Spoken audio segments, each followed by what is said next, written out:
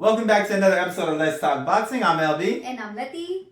So yeah, let's go ahead and get into it. So we had David Morrell versus Kalvin Henderson out of Texas. Okay. And we had David Morrell, who's originally from Cuba, but now he's living in Minnesota.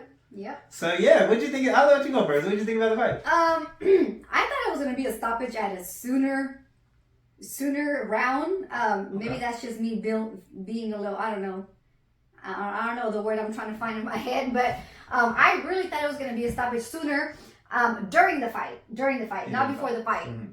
I thought David Morrell came in hot. Yeah, he did. He came in swinging at Henderson, and he was just throwing all these punches to him, and Henderson I feel like he was just trying to survive on the first round, you know? Yeah.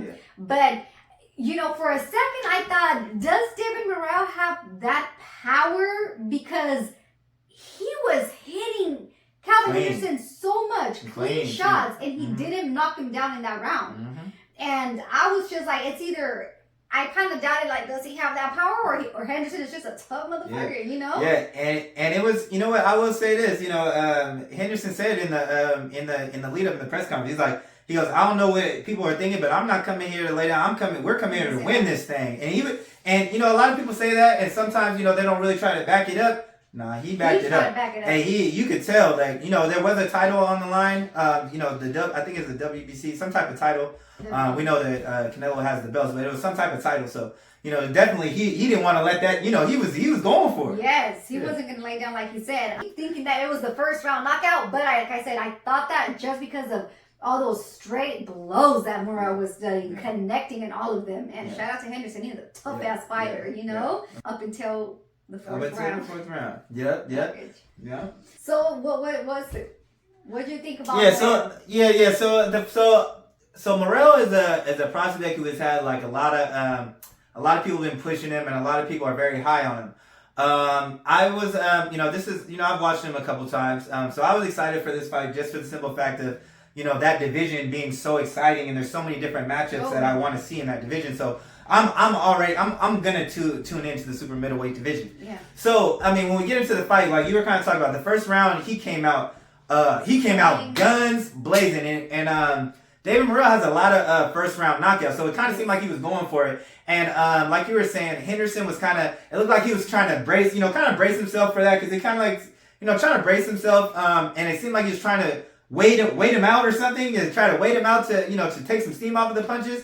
But I will say this, David Morrell was landing a lot of clean shots, but Henderson, he was landing some sneaky left hooks. I was like, look at his little sneaky left hooks. Yeah. So he was able to land on Morrell clean, but Morrell was just overwhelming. Mm-hmm. He just overwhelmed him, and landed so many clean punches. But and like you said, Henderson, he was tough, man. He definitely came in there to win. He wasn't backing down.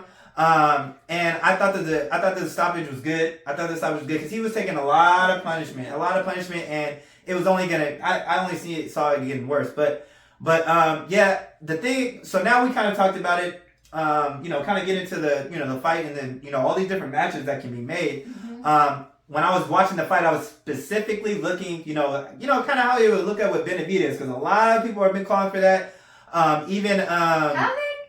Yeah, a lot. When I say a lot of people, a lot of people want to see it. Obviously, we want to see Benavidez in there with other people, but if you're a Morrell fan, but it wouldn't be a bad matchup.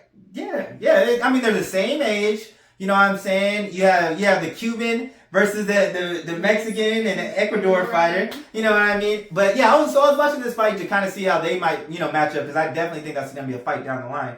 And for this fight, Morrell was definitely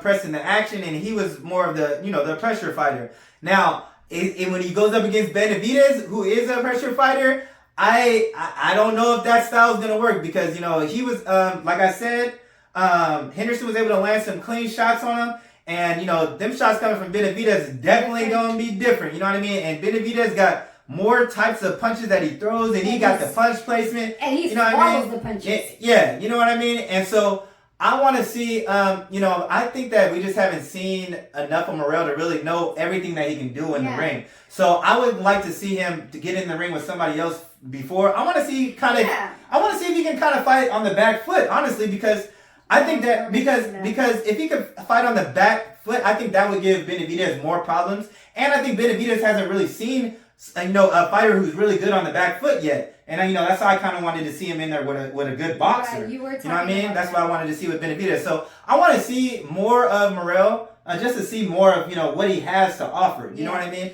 So, but I'm intrigued with all the matchups that could be made at 168. You got a lot of the people at 160 talking about coming up. I mean, let's just start naming some of the names. We got Caleb Plant. We got Jamal Charlo's talked about going up. We got Andre, who's already at 168. We got, if Canelo decides to come back down, which we all think he should. But, it's just so many fights that can be made at 168. I'm just excited for that division. Yeah. So, when they were out, they were talking about, I heard he's got like 150 fights that he was unpaid for in Cuba.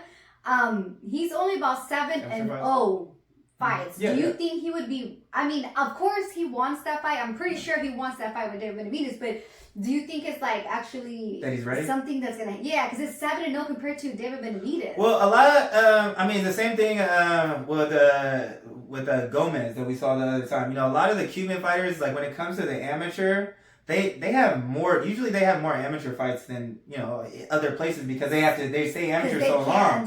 You know what I mean? So even though he only has 6 fights, he's not a regular 6. Even though he's got 7 fights, he's not like a regular 7-fight type fighter. You know what I mean? Because of the large amateur pedigree. You're right. You're right. Yeah, that's right. Because obviously he couldn't become pro. Yeah. You're right on that. But yeah, like it was an exciting performance, and his fighting style is exciting to watch. Yeah. So we definitely can't wait to see him back in the ring, and just to see more of what he got. But it was a good performance, and we'll have to see what he got next. But that's all we got. So thanks for tuning in, y'all. And don't forget to like, comment, and subscribe, and talk yo shit. Hey, and we out.